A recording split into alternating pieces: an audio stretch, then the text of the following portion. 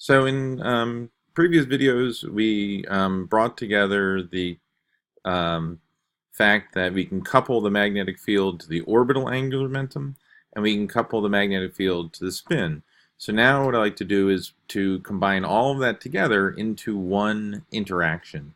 So what we can start with is the Hamiltonian, H. And this Hamiltonian has two parts to it, an orbital part and a spin part. So we have the one part that's related to the angular momentum L, and we have another part which is related to the intrinsic spin of a particle. So we can write this down now. All the quantum numbers involved in both angular momentum and spin into a state. So our state now is labeled as n, the principal quantum number, which is related to the total energy, the angular momentum L, the projection of the angular momentum, let's say along the z direction, and the projection of the spin. So there are four quantum numbers that are define each state. And with this state, you could then project it onto a basis, and then you would come up with a wave function for n, L, and m, which is dependent on r, theta, and phi. So that's all the spatial part to it. And then we can separate out the wave function chi, where in this case, if I'll call that plus or minus, because chi plus is spin up, which looks like 1 or 0, and chi minus is 0, 1, which is the orientation of spin down. So now we can write out basically the total Hamiltonian, which is now going to operate on position, angular position, or this intrinsic spin, which is now a characteristic of the particle. So now if we consider putting our particle, like our electron, inside, so consider an external magnetic field,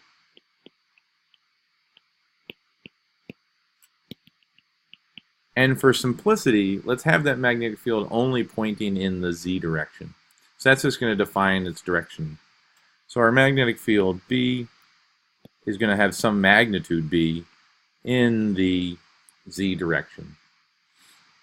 And also to kind of simplify things, let's ignore the magnetic moment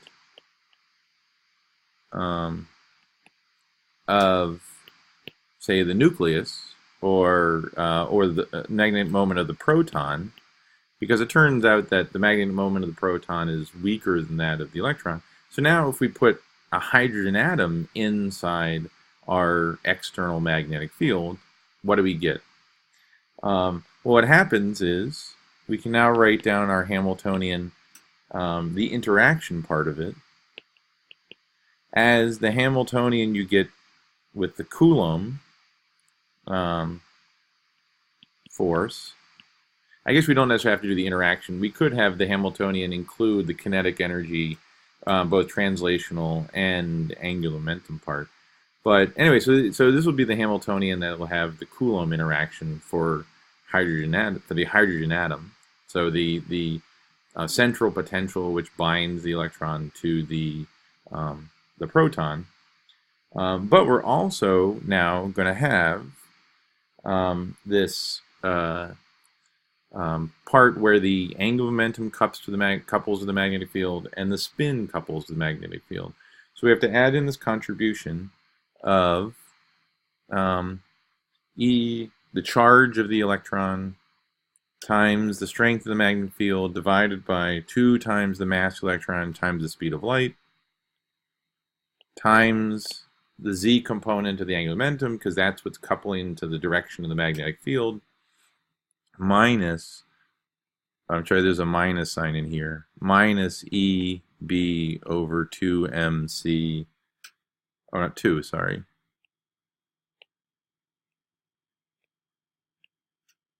Times the spin projection in the z direction.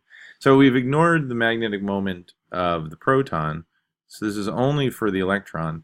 And really, if you think about this, this is the potential energy that you get when you couple the magnetic moment with the magnetic field. So that's where these two terms are coming from, is when you put them together. And I think there is a minus sign in here.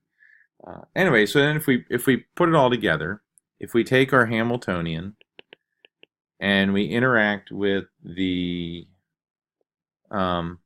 state, which is defined by these 4 quantum numbers, then what you should solve is now an eigenvalue problem, where it gives you the total energy minus the Rydberg constant over n squared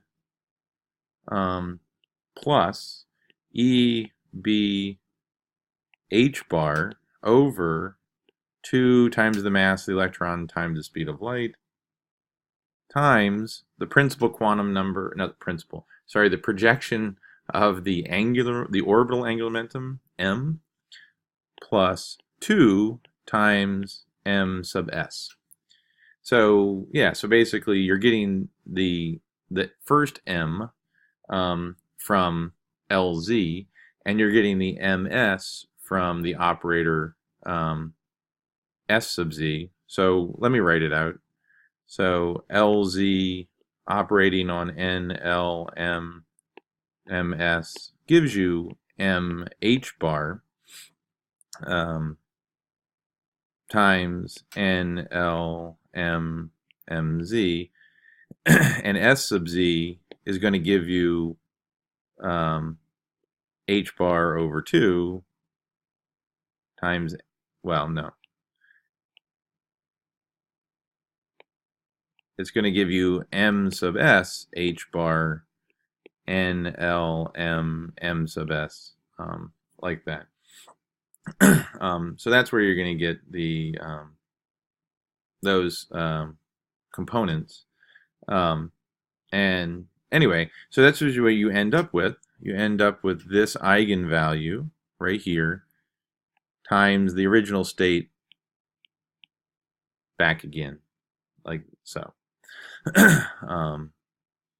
Okay, so that means if I want to calculate the energy of this system in a particular state of n, l, m, and m sub s, then the total energy, let's say for n equal 1, I would get minus ry, because n is equal to 1, plus or minus e to the h bar b over 2 mc. Now I should be careful. I should go back and differentiate. Let's call this mass m sub e, so that m and m sub s deal with quantum numbers, and m sub e is the mass of the electron. So let me make this m sub e. Anyway, so in this case, n is equal to 1, l is equal to 0, m is equal to 0, and m sub s is equal to plus or minus h bar over 2. Or, sorry, just 1/2. Because we took out the h bar. So m sub s is just plus or minus 1/2. So in the end, what you get is an energy level, which is n equals 0, l equals 0, m equal to 0, and then a splitting where m sub s is equal to positive 1/2, and m sub s is equal to minus 1/2. So I can have, so basically this energy level splits into 2 possibilities, one with the spin up possibility and one with the spin down possibility. So let's take a look at n equals 2. For n equal 2, I can have the possibilities of L being 1 or 0, and M can be 0 if L is equal to 0, or it can be -1, or it can be +1 if L is equal to 1, and then M sub S is still only plus or minus 1/2. So that means what I end up with is, for n is equal to 2, I have minus ry over, well, n is 2, so I square it, so I get 2 squared, so I get 4.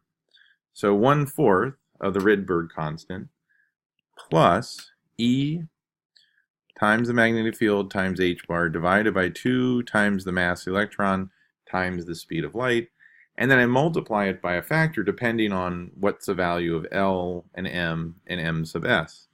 So it turns out that there are 5 possibilities here. So I would multiply that by either 2, 1, 0, -1, or -2. And so where do we get these 5 possibilities? Well, it turns out that if I now look at the degeneracy of the energy levels, I would have n equals 2, L equals 0, M equal to 0, and then M sub S is positive 1/2 or negative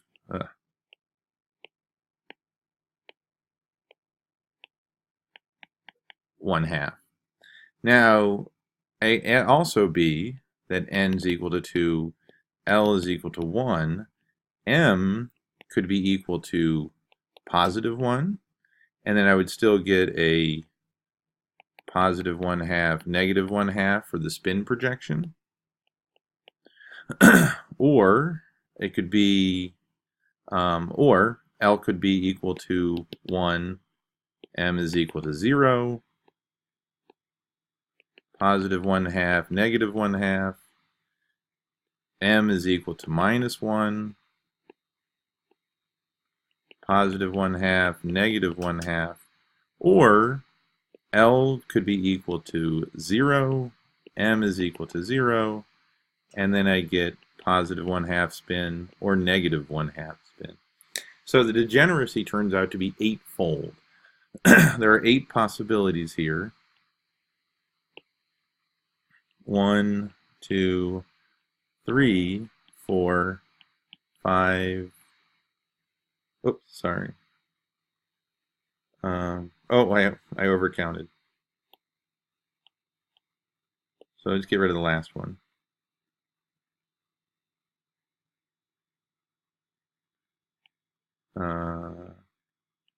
6, 7, 8. I don't know why I wanted to count L equals 0 twice. But now there are 8 possible energy splittings that can occur. And so if we group them together, what you find is that you get this multiplicative factor right here. And so what you would get is a 2 when you have M equal to 1, MS equal to positive 1/2. I would get a 1 if M is equal to 0, MS is equal to positive 1/2. I would get a -1 when M is equal to 0 and MS is equal to -1/2. And then I would get a -2 when M is equal to -1, MS is equal to -1/2. And finally, if I would get a 0 if 2 possibilities, for M equal 1, M equal to -1/2, or M equal to -1, MS equal to -1/2.